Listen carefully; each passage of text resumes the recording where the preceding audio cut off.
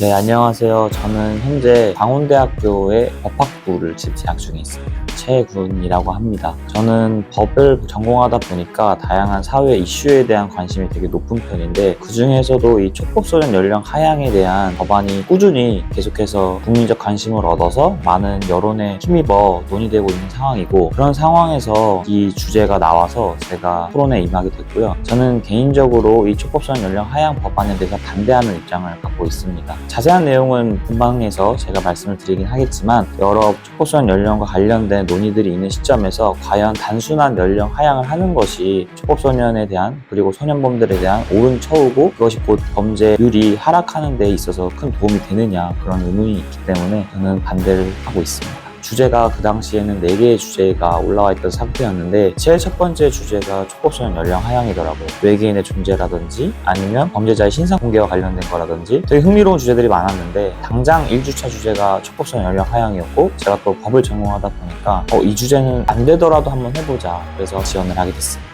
더 물론 심도 있게 공부를 했지만, 그 전에 알고 있던 내용들 플러스 기존에 알고 있던 지식, 그리고 지금까지 몰랐던 내용들을 또 논문이나 여러 또 책을 찾아보면서 공부를 해서 1차적으로 제 입장에 대한 이제 PPT를 만들어 제출을 했습니다. 사실 생각을 해보진 않았는데요. 100만 원이라는 돈이 대학생들에게는 굉장히 큰 돈이기 때문에 이 토론하는 것도 좋아하고, 남들 앞에서 말하는 것도 좋아하고, 또 누군가 저를 찍어주는 것도 좋아하는 것 같습니다, 개인적으로는. 그래서 이렇게 출연을 하게 된 거라 좀 재밌게 토론하다 가고, 100만 원 받으면 어떻게 할지는 받으면 한번 생각해 보도록 하겠습니다.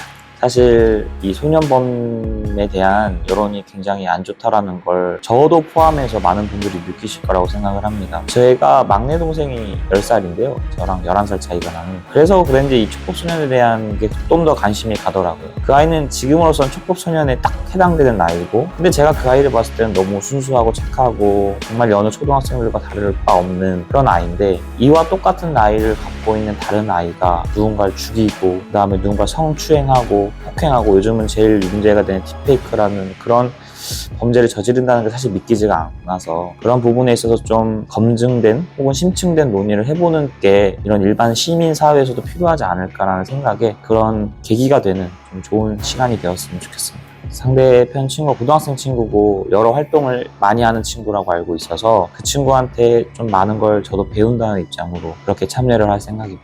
아무래도 저도 처음으로 출연하는 사람이기도 하고, 이렇게 1대1로 토론하는 거는 되게 오랜만이기도 하고, 사실 이런 대회에 참여했을 때 1대1로 토론하는 경우는 뭐 전문가 토론이라든지 아니면 뭐 연예인들 토론이라든지 이런 것들만 봤었지, 일반 시민들이 이렇게 1대1로 하는 건 거의 못 봤거든요. 그래서 기대가 굉장히 많이 되고요. 앞으로도 꾸준히 제가 관심 있는 주제, 말하고 싶은 주제가 생기면 열심히 좀 참여해서 사회적으로 좀 많은 이야기를 같이 나눌 수 있는 그런 공론의 장이 됐으면 좋겠습니다. 감사합니다.